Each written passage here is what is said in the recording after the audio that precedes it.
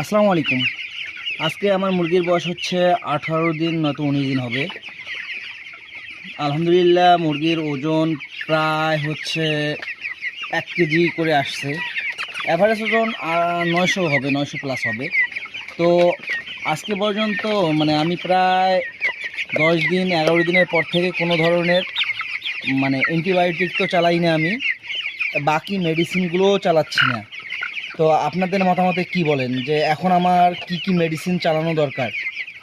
Comment বক্সে অবশ্যই জানাবেন যে এখন আমার কি কি মেডিসিন চালানো দরকার।